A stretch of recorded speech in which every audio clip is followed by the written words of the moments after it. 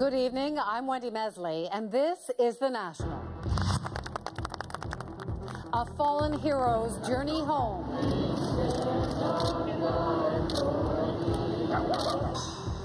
Today's vow to beef up terror laws that allow for preemptive action.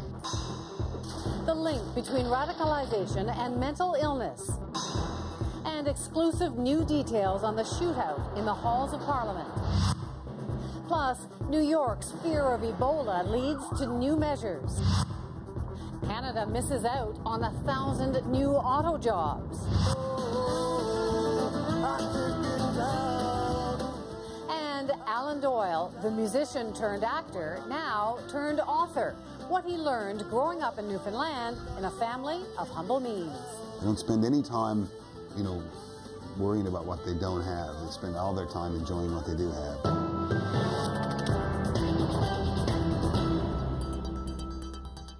Corporal Nathan Cirillo died while unarmed, standing guard at the monument to the sacrifices of Canada's military.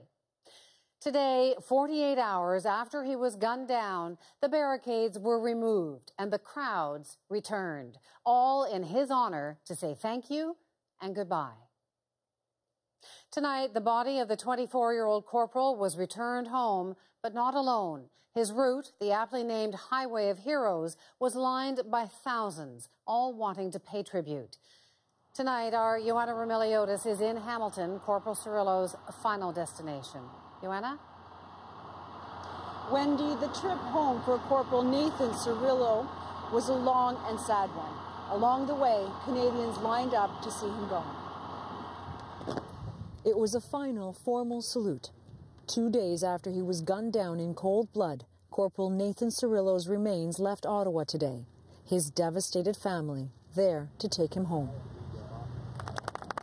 The escort set off for the long drive to Hamilton, waiting to see him off too. So many Canadians who felt they had to be here. It's been very surreal, very surreal. I can't even put it into words. I felt compelled to be here. I'm devastated by what's happened to Ottawa and our country, and I don't think things will ever be the same. Canada's Highway of Heroes. It's a familiar, grim procession for Canada's fallen, usually reserved for those killed in combat abroad. 2 soldiers killed this week marks a new type of sacrifice, a new threat much closer to home. The military has asked for this to be a tribute to both of them. I just think we need to show our respect for someone who's protecting our country. 24-year-old Cirillo was a reservist who dreamed of becoming a full-time soldier. He was also a devoted single father to a 5-year-old boy. In his hometown, outside his regiment, tributes, a mountain of them already, keep pouring in. The assault on unsuspecting soldiers was unimaginable to Canadians, but the outpouring of grief and support came with an outpouring of resolve as well. To us, it's very important because one of our sons died. One of our sons got killed today. I think we should all be out here today. This is someone who was shot in cold blood. Back in Hamilton, the nearby Albion Falls were lit red in remembrance, and hundreds gathered for their soldiers' return. Outside Cirillo's parents' home, Cirillo's stepfather stood by quietly while the military read a family statement. There are no words to express the sadness that has fallen upon us all. We take comfort knowing Nathan has done our country proud. The support of the nation in this devastating time provides a measure of comfort and helps make this almost bearable. Nathan was Canada's son. He belonged to all of us.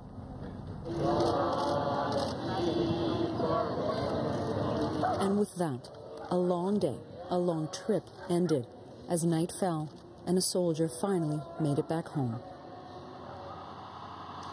Visitation will begin at this funeral home on Sunday. Hundreds, if not thousands, are expected to turn up to pay their respects. A military funeral will be held on Tuesday. Wendy? Thanks so much, Joanna. Joanna Remiliotis tonight. We have also confirmed details for the funeral of the other soldier killed this week. Warrant Officer Patrice Vincent died following a hit-and-run Monday southeast of Montreal. His family released a statement today extending their thoughts to Corporal Cirillo's family and friends, saying, "Know that we share your pain and we are with you in our hearts." They shared a message for the family of their son's killer, Our thoughts also go to the Couture-Rouleau family through these difficult times. Warrant Officer Vincent's funeral will take place November 1st at the Longueuil Cathedral. This frightening week brought new urgency to a perpetual Canadian tension, democracy's gift of free expression against its promise of safety. So in Ottawa today, one key debate, how to legislate the gap between violent thoughts and violence, alongside one key action, the quick reopening of a national symbol. That's where our senior correspondent Terry Molesky starts tonight. Terry? Well, Wendy, we learned an intriguing new detail today. Wednesday's gunman was here trying to get a Libyan passport because his father was Libyan and was turned down. But much of the focus today was on his victim here at the War Memorial.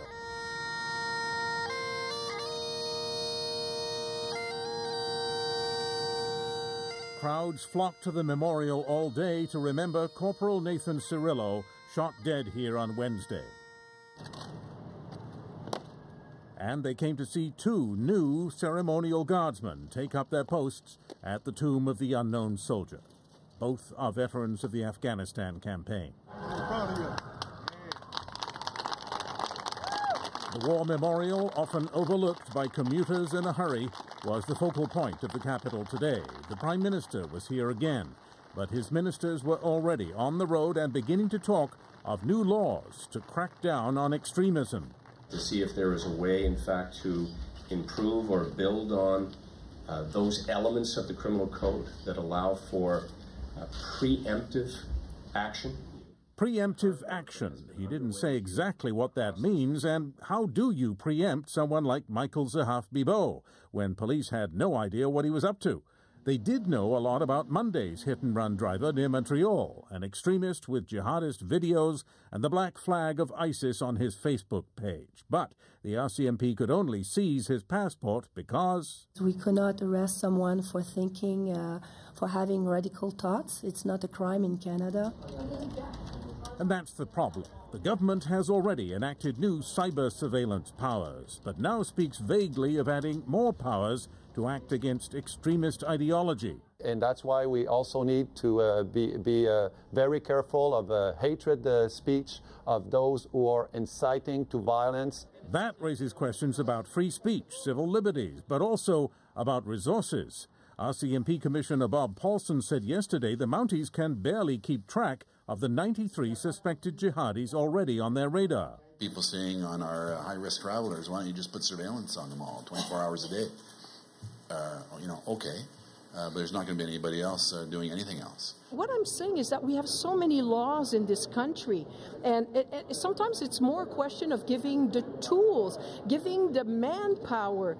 So it seems the government can introduce all the new laws it likes, but still lack the officers to enforce them. Plus, those new laws would only help with threats that are known, like Monday's hit-and-run driver, but not the unknowns like Wednesday's gunman. Wendy. Thanks so much, Terry. Terry Molesky. Tonight in Ottawa, a scene of a city brought together in wake of a tragedy and a poignant tribute on the football field to the two soldiers killed this week. And in honor of Warrant Officer Vincent and Corporal Cirillo, our national anthem. The Prime Minister, the Chief of the Defence Staff, members of Corporal Cirillo's regiment, and two men who served with Warrant Officer Vincent led a tribute before tonight's Red Blacks game. The game is the first large-scale public gathering in Ottawa since Wednesday's shootings. And, of course, those shootings ended in a parliamentary hallway. Tonight, we can tell you precisely what happened in the drama's final seconds. Evan Solomon, host of Power and Politics, has our exclusive look at those details. Evan? Wendy, CBC News has now learned the dramatic details of exactly how the shooter, Michael Zahaf Bibeau, was finally stopped and killed at point-blank range by the Sergeant-at-Arms Kevin Vickers. Let me walk you through what happened. Here's the beginning. After exchanging gunshots with the parliamentary security team at the entrance of Centre Block, that's right here, Bibeau made his way to the end of the Hall of Honor, right down here. Let's go there now. At the end of it are these wooden doors. Those are the doors to the parliamentary library. Now, beside the library, these doors to the right is a small alcove protected by this pillar. and Bibeau tucks himself right in there and hides. Now, Kevin Vickers' office is just around the corner from this. Let me show you that. It's just a few feet away. He's in here and he hears the gunshots. He grabs his sidearm. It's an automatic pistol. He exits his office and he immediately runs toward the pillar here. His team behind him here yell that the suspect is tucked into the alcove. Vickers then perches himself on one side of the pillar. Bibeau's on the other side. They are literally an arm's length from each other just around the pillar. Sources tell CBC that the sergeant-at-arms could actually see the barrel of the gun sticking out from behind the pillar. But he doesn't hesitate. Kevin Vickers takes his sidearm, dives around the pillar to the ground. While he's in the air, he spins to land on his back, firing upwards at Bibeau, hitting Bibeau as he himself hits the ground. Then Bibeau drops, and Vickers continues to fire into Bibeau, emptying his entire clip. As soon as Bibeau hits the ground, the rest of the security team go in, and they too open fire. With this in mind, watch this now famous video shot by Josh Wingrove of the Globe and Mail of what exactly happened. You can actually hear Vickers' shots followed quickly by the parliamentary security team as they follow him in.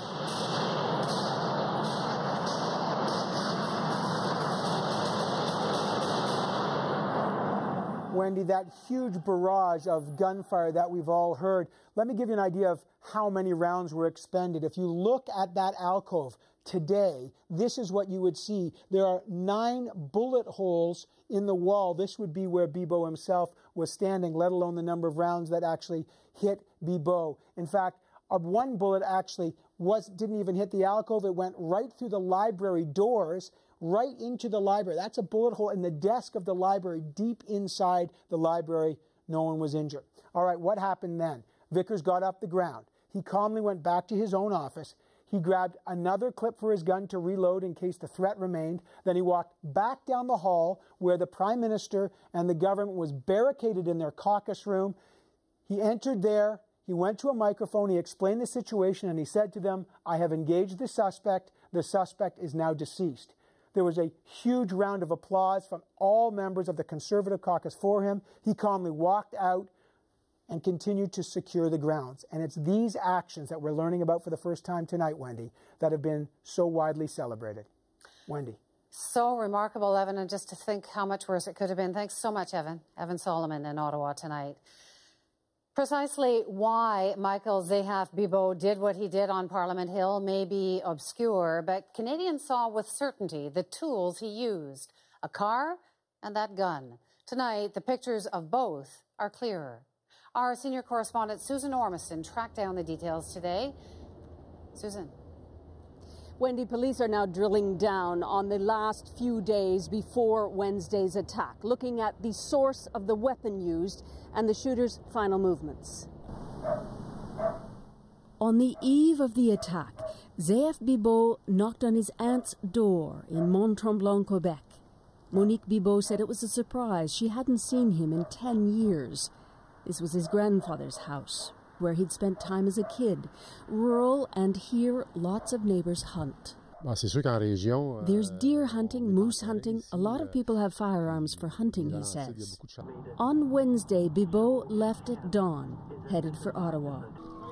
A key part of this investigation is his gun.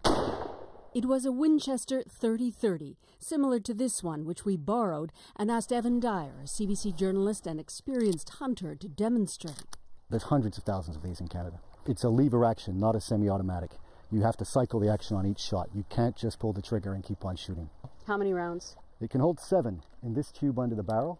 There is a way to get an 8th round in. So after 7 or 8, you've got to reload? Absolutely. For a person who's loading from a pocket, a minute. And a minute in a gunfight, that's an eternity. Please clear the crime scene.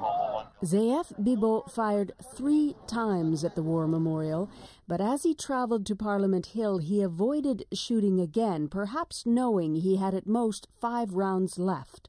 Certainly, the source of that gun is of tremendous interest to us. He was prohibited criminally from possessing firearms, and we will determine where that gun came from. Court records in Vancouver clearly show Bibeau was banned from owning weapons. And this lawyer says he'd never get a legal license. This is a rigorous background check that looks at criminal, mental health, personal history, and it's really very difficult to deceive when you have such an obvious history of criminal and unstable behavior. New details, too, about his car. The day before the shooting, he answered this used car ad in Ottawa, buying a Toyota for $650. But according to the Ottawa Citizen, without proper ID, he couldn't get it registered. So, for 2 days, he drove from Ontario to Quebec and back without plates. So, Wendy, an illegally held weapon and an illegal car. Bibeau left tracks, which went unnoticed before he carried out his deadly intent on Wednesday. Thank you, Susan. Susan Ormiston in Ottawa tonight. So what about Zahaf Bibeau's state of mind, or that of Monday's killer, Martin Couture-Rouleau? Officials searching for clues are focused in two areas: mental health and radicalization. The CBC's Catherine Cullen has the details. What could drive a person to create this kind of devastation? 2 crimes in 3 days, both attackers with complex histories. This security expert has examined Michael Zahaf Bibeau's online activities. He found links to Syria and handed the information over to Canada's Public Safety Department. The point is that we know that his principal channel of radicalization seems to have been with online content. But authorities say there were other issues at play. Violence and of drugs and of mental instability, combined with some of the things that gave rise to the radicalization, I think is where the focus of our investigation needs to be. We know Zahaf Bibeau spent time at homeless shelters, including this one in Vancouver. His own mother said he seemed lost. Court records show that in Vancouver in 2012, he confessed to a 10-year-old robbery in hopes of going to prison. When that failed, he held up this McDonald's with a sharpened stick.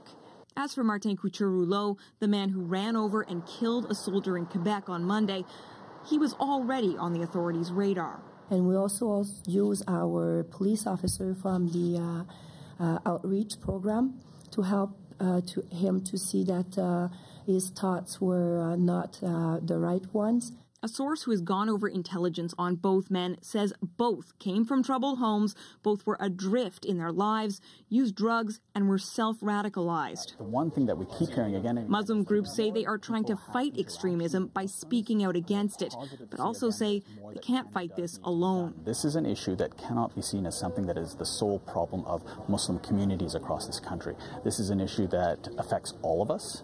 So we all have to be a part of the solution, whether it's government, security agencies, social services. While the government works on legislation to fight extremism, it acknowledges mental health is part of the picture. This is an issue. We need to work with our partners, with Provincial. We've said many times in the past that those having mental health issue should not be dealt with in a prison, but in a hospital. In both cases this week, the investigations are still underway and could tell us more about what motivated these men. Clues, perhaps, to stopping others from following their lead.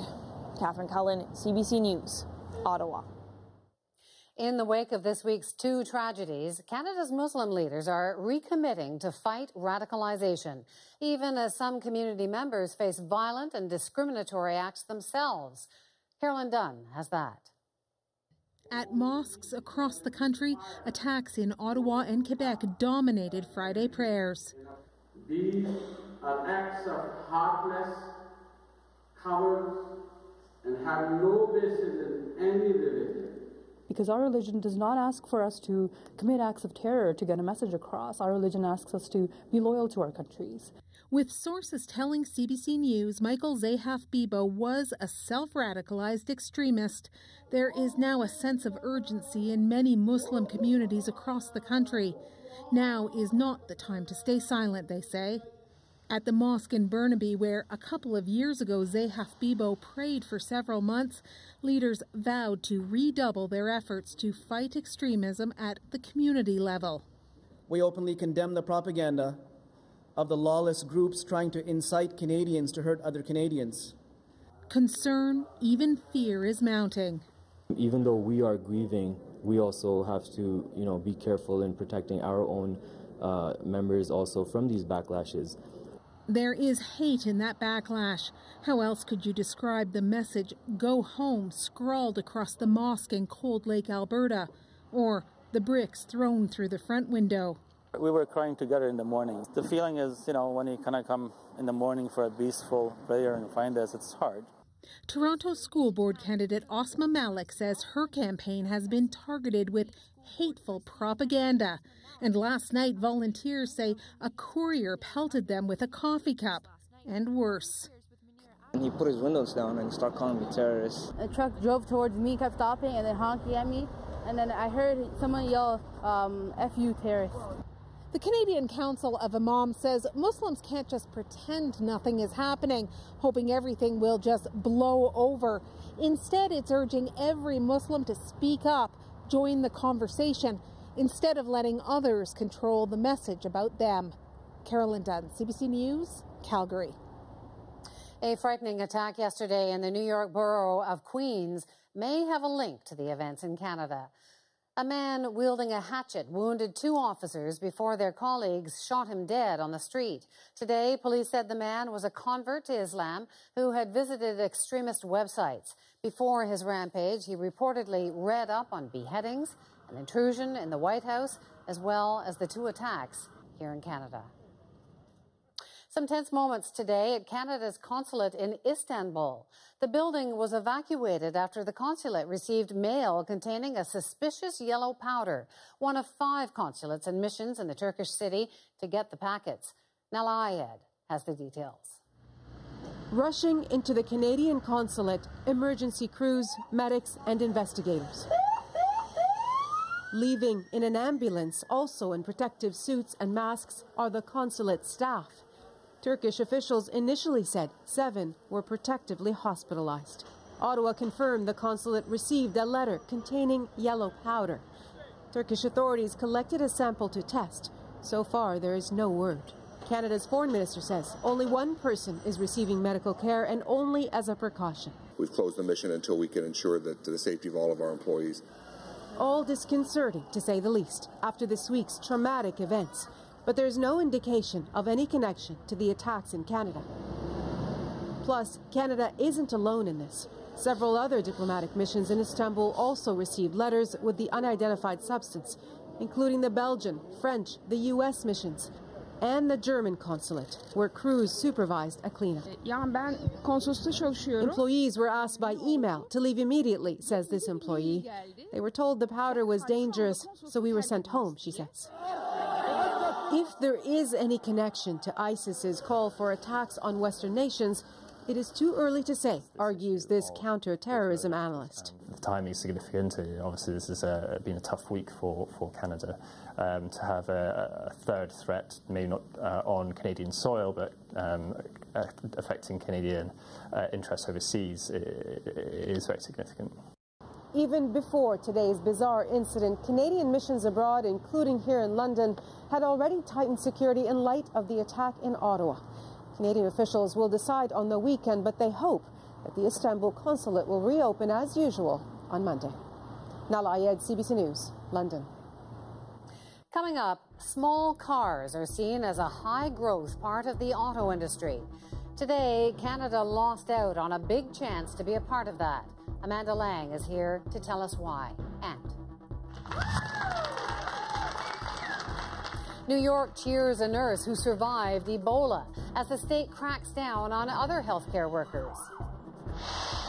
And Great Big Sea's Alan Doyle has an antidote for a tough week. I'm so glad to have been growing up a singer in a place where songs kind of live in the air, right? He reflects on why he's so grateful for everything. That's all coming up on The National.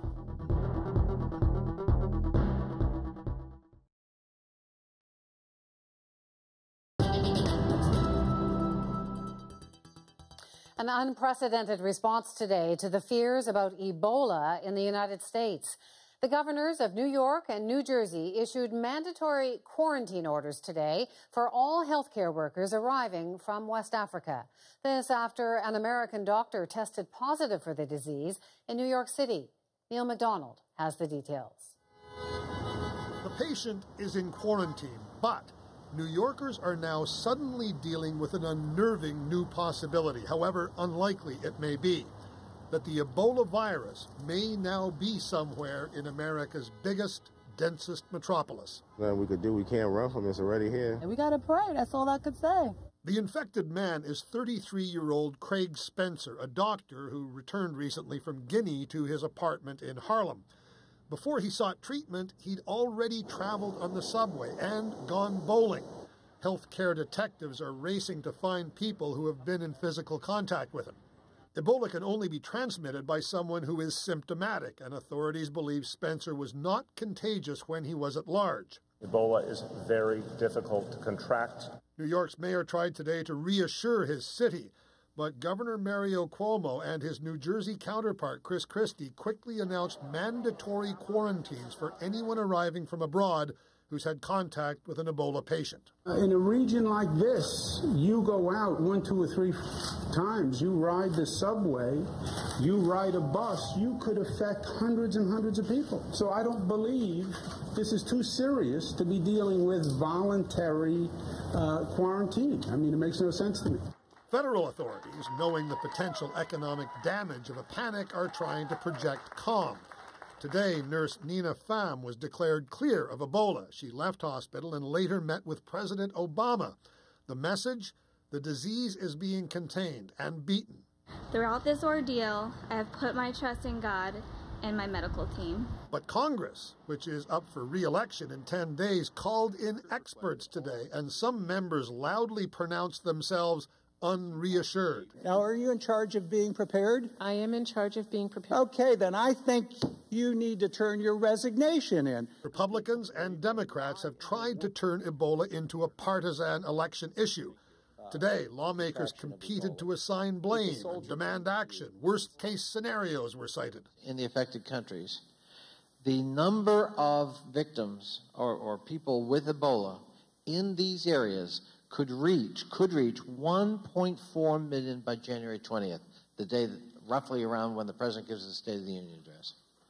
That is astounding. The implication is that this could all spill into the United States.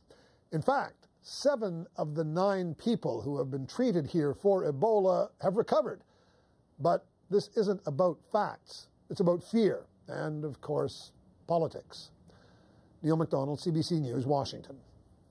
Meanwhile, in West Africa, authorities are rushing to contain Ebola's spread in Mali, the latest nation to report a case of the disease. A little girl who died today. Kelly Crow has more. It's another grim reminder that national borders are no barrier for the Ebola virus. A 2-year-old girl traveling with her grandmother from Guinea brought the virus into neighboring Mali. The child was already sick as she journeyed hundreds of kilometers by bus through half a dozen towns, potentially exposing many fellow travelers. The health authorities in Mali told us they have traced 43 contacts of this grandmother and her little girl traveling. It's a discouraging setback after the optimistic news earlier in the week that Nigeria and Senegal had been declared Ebola-free.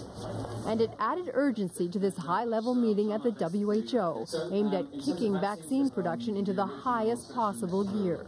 What we are looking for are solutions. We are now in a situation where we are desperate. It's a case of putting science into overdrive, collapsing years of research into a few months, even running a placebo-controlled clinical trial in the field, injecting some health workers with the vaccine, others with the placebo, gathering data, all of that while they're battling the epidemic. Vaccine is not a magic bullet, but when ready, they may be a good part of the effort to turn the tide of this epidemic. If it's safe and if it works, much of the success depends on how much vaccine they can make and finding enough manufacturing capacity just to fill the bottles. Logistical hurdles that have the normally secretive and competitive drug companies working together. We will exchange between industry to learn so that we can learn from each other to go faster. The Made in Canada vaccine and a British vaccine have already entered safety trials. Kelly Crow, CBC News, Toronto. A gunman opened fire in a high school cafeteria north of Seattle today, sending terrified students running for their lives. I heard boom, boom, boom, boom, and everyone started freaking out and ran, and I ran too. One student was killed and at least 4 others seriously injured before the shooter turned the gun on himself. Police say the gunman was a student at the school. Witnesses say he stared down each of his victims before opening fire. A barge loaded with diesel fuel has been adrift in the Arctic Ocean for the past several days, and there's still no firm plan on how to retrieve it. The unmanned barge was in the Beaufort Sea being towed to Tuktoyaktuk when it broke away from a tugboat during a heavy storm on Monday.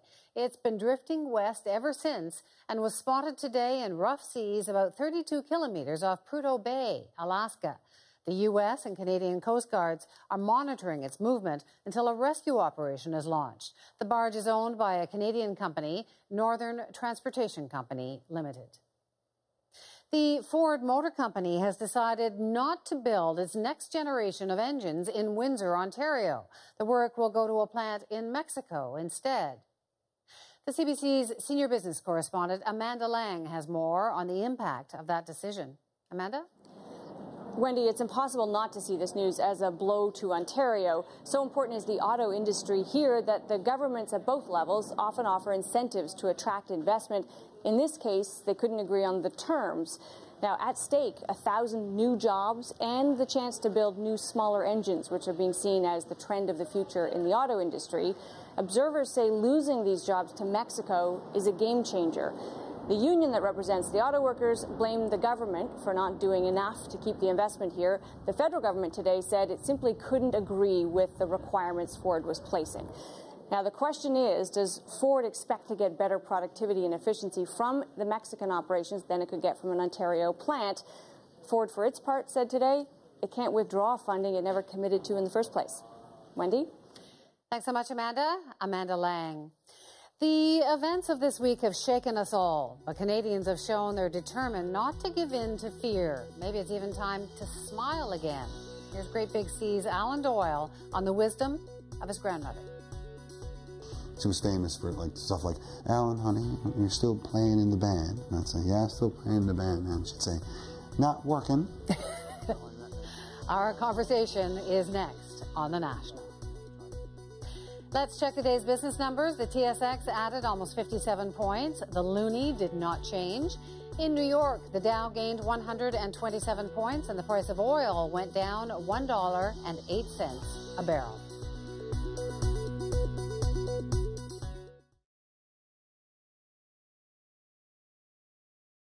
You were a real looker. Look at that dude. Come on, who doesn't want to party with him? Right? Well, after a week like this one, we could all use a lighter moment like that.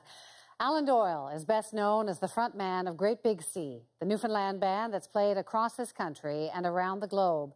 As a boy, Alan wanted nothing more than to go someplace else to see what the world had to offer. But he's come full circle and written a memoir about growing up in a place like no other, small-town Newfoundland. You'll see our interview in just a moment, but first, some background.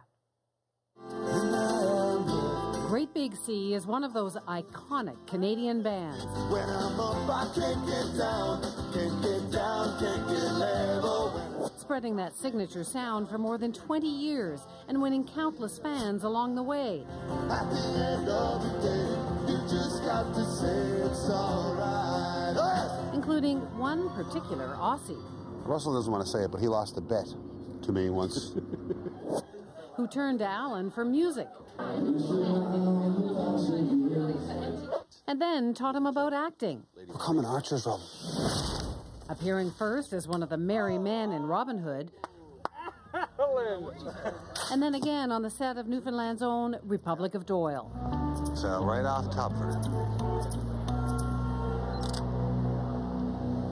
So that's Jake Doyle. Alan has now written a love story about the small fishing town where he grew up with his memoir, Where I Belong.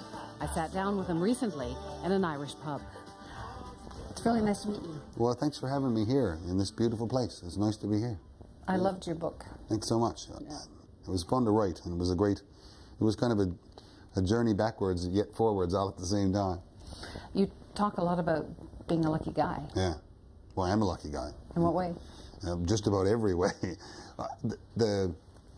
I was lucky, you know, because I think when I say I'm lucky, people think I mean, yeah, you're successful or whatever, or you're in a band that's good, or you're singing and people listen or whatever. I know people who are more successful and richer and more talented, God knows. But I don't know if I know anyone who's luckier than me, who's had like who's been dealt a better hand than me. Look familiar? Very familiar. That's Petty Harbour. So this is where you grew up? Yes, that's Petty Harbour. That's the church I was on. That's my school. Yeah, that's the Protestant side over there, and this is the Catholic side. Yeah, what was that like? When I was a kid, the sort of religious separation was still visible, because the two sides. There was still a Catholic school, a Catholic church, a Catholic fish plant, and a Catholic convenience store on one side of the harbour, and the exact same things over on the other side. Wow. What happened if you went to the Protestant grocery store? Oh, when I was a kid, not much. It was just, but it was one of those things that we never ever did because we never did it before. Huh. And Petty Harbour was like many small Newfoundland towns, is you do stuff one way because that's the way it was done yesterday, and the day before that, and the day before that. So when you go down, you go over to the other store. And Petty Harbour, the religious footprint of it is still evident today, right? But in my parents' time, of course, it was a bit more socially in place. And in my grandmother's time, it was full on Catholics on one side and non-Catholics. Oh, you couldn't say Protestant? No, she would say non-Catholics. My grandmother wouldn't draw her sweater together as she said non-Catholics. Because they were... Well, I guess they were dangerous? Yes, yeah, they were dangerous, and they were obviously not in our faith, and I can't imagine what else, can't imagine what she thought of the girls. Did you date any non-Catholic girls? If I did date a non-Catholic girl, I certainly wouldn't want my grandmother to find out.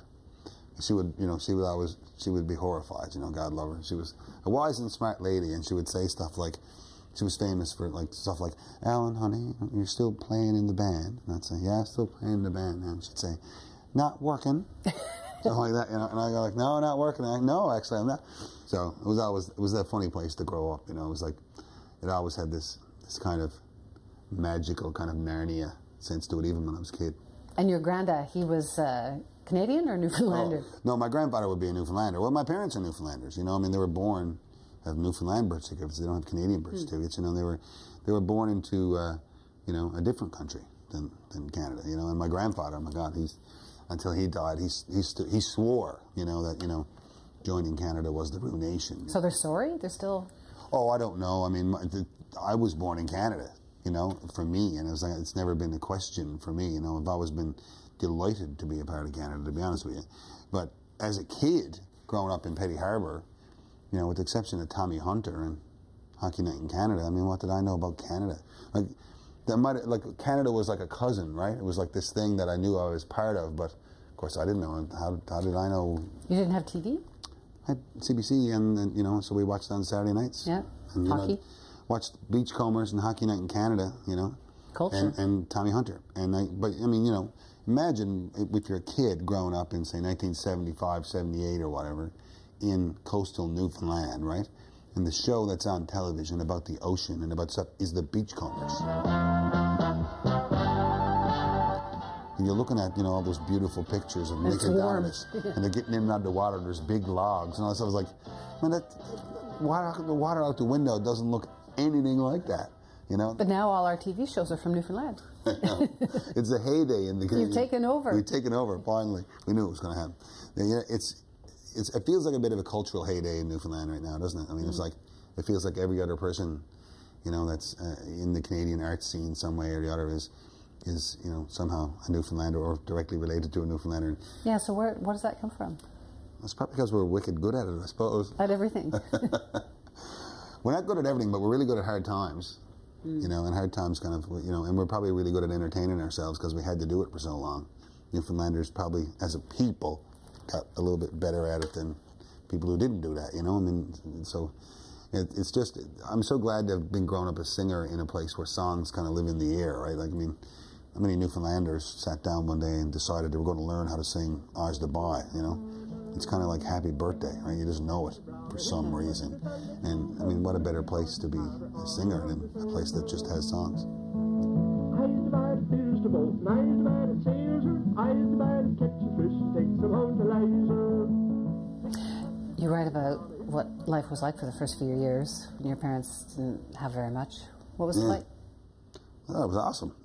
The whole. You didn't know you were poor. No, I had no idea we were poor. We weren't the worst off on Skinner's Hill, for God's sake. You know, we were right around the average family in Petty Harbour at the time. I mean, a lot of people in Petty Harbour then would, you know, build their own houses and, you know, develop a kitchen and a room or whatever, and then develop the rest of the house later on when money came. But in our case, youngsters came quicker than money, and so for a while we all kind of lived. No bathroom. No can yet, no. But we live really close to a river, so it wasn't that hard. And you had a pot to... Yeah, we got looked after, you know. I'm sure it wasn't Dad's favorite time, you know, going back and forth to the river with buckets of water, you know, looking after, keeping us clean, you know, as kids and stuff. But they did it, you know, and that's my parents, you know, that's what they spent. They're still like it, you know. They don't spend any time, you know, worrying about what they don't have. They spend all their time enjoying what they do have and making the most of it, you know. Your dad hitchhiked to work here. Yeah, Dad used to hitchhike. We never had a car, so Dad hitchhiked. He worked in St. John's for the longest while at the Waterford Mental Hospital, and he used to hitchhike there in the mornings, and hitchhike back a 12-hour shift. Wow. Yeah. I want to show you something else. Okay, so this, I have a little video to show you. Okay. It's not from Petty Harbour. When the codfish strike in during the trap season, there's scarcely an able-bodied person in the place that isn't around to lend a hand. With elders looking on with a critical eye, and the youngsters eager to get at cutting out the tongues, both wharves in Bay de Verde are all abustle. Well, that's it right there. I mean, that was my young life exactly right there, you know. And that's cool footage. It's not much footage of like in photographs of kids on the wharf cutting out tongues, but that there was exactly what I did every day in the summer, up 6:30, 7 o'clock, down on the wharf with bucket and a knife, helping out the fishermen. So how old were you when you were doing this? 10. Huh. 9, 10. But the real boondoggle, man, was when a busload of mainlanders showed up. Geez, you could rape and pillage there all together. All the old dolls coming off them. Hello, my love. Hello, man. What do you got there? I got a cod tongue. These are... I'm saving money for school. Oh, well, how much are they? Those are $10 each. And, can I fly them back to British Columbia with me? Yes, ma'am. Just put them right in your suitcase. And thank you very much. You know, it's so amazing in retrospect to look back on that kind of a life, a young life, because the lessons that you learn from this really small place and this really specific, odd skill, you know, of cutting out cod tongues, you know, the lessons that taught you so early on in your life about what? Well, the value of hard work and your place in a big team, you know, and you know what, the value of how you can make money and how you're responsible for making your own money, you know, and like, you know, and how even like kind of like working in an adult kind of situation, how like even like your summer, your productivity, even your safety for that matter, is yours. That's your problem. It's been really nice to talk to you. Well, you too. Thanks very much. There's more to come on The National, including an emotional account of trying to save a soldier's life. Stay with us.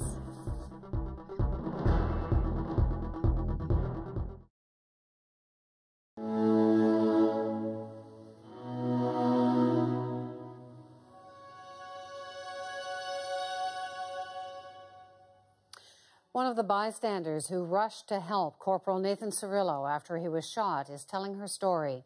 Barbara Winters is a lawyer, and she doesn't want to be called a hero, but her efforts certainly were heroic. One of a handful of people to rush to Corporal Cirillo's aid in the moments after he was shot. She provided words of comfort in his dying moments. I had taken some photos and walked past them and was on my way to a meeting. I was on Spark Street, actually, just past the Canada Post building when I heard the shots. And I turned around and saw people ducking and running. So I ran and I saw the soldier that had been hit, Corporal Cirillo, lying on the ground, and he was already surrounded by caregivers. I just dropped my bags and went to help. I told him, and I'm sure it's true, I told him he was a good man and a brave man And I told him, I told him that his parents were proud of him and that he was loved and that the military that he served with was proud of him and that his military family loved him. And I kept repeating that. He was clearly a strong, proud member of the military. You could tell when I walked by the first time that both gentlemen were clearly proud members of the military and proud Canadians to be standing on guard at the cenotaph. I've been able to speak to two of the other people who were there with me providing assistance, and we are all thankful that it was the right people that were there for him. One last note on this events this week. A man named David has started a petition at change.org asking the Prime Minister to place a plaque at the War Memorial to commemorate Corporal Nathan Cirillo. So far, there are more than 51,000 signatures. Coming up, a change of pace. A Google executive jumps into the record books from an astounding height.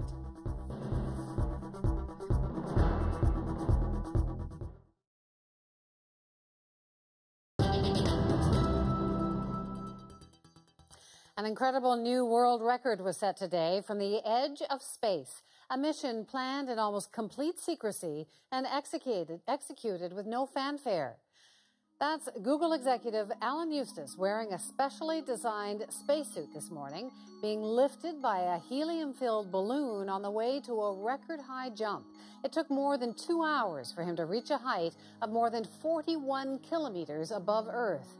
After freeing himself, he started falling faster than the speed of sound, shattering the world altitude record by more than 2 kilometers and landing safely almost 15 minutes later.